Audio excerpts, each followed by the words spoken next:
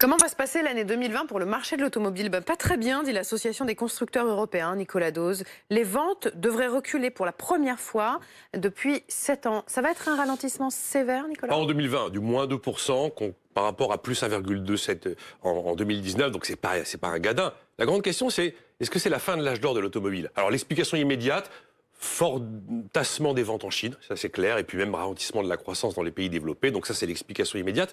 Mais là où l'automobile c'est pas un secteur comme les autres, c'est que c'est un secteur systémique. Quand vous avez un choc sur l'automobile, tout de suite vous avez des centaines, voire des milliers d'entreprises menacées et des centaines de milliers d'emplois menacés sur le continent européen. Bon, ben ça va repartir, non? C'est pas sûr. C'est pas sûr parce que là on est devant une vraie mutation.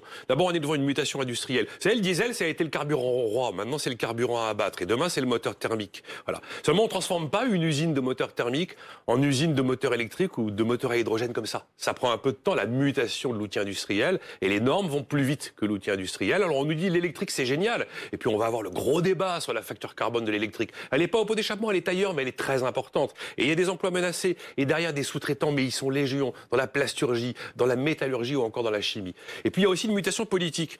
La voiture reine c'est fini, maintenant c'est l'ennemi des municipalités, vous avez qu'à voir à Paris. Et puis on a fait vraiment du conducteur une vache à lait pour l'État, à tous les niveaux, depuis les amendes, les taxes, en passant par les malus renforcés ou le prix de la carte grise. Et après, il y a une vraie mutation de société. En ville, avant, on achetait sa voiture, maintenant on en paye l'usage, on la possède plus. Ou alors on utilise d'autres modes de déplacement. Ce qui fait que le client de demain des constructeurs, c'est plus vous, c'est plus moi, c'est plus le particulier, non, ce sont les flottes de leasing, de location. Et évidemment, il y aura beaucoup moins d'unités vendues. Ce que vous nous décrivez là, c'est un changement d'air. Est-ce que les constructeurs automobiles l'ont anticipé, ce changement? Alors ils essayent d'innover, ils essayent de baisser les coûts, de faire de la consolidation, un PSA qui se marie avec un Italien.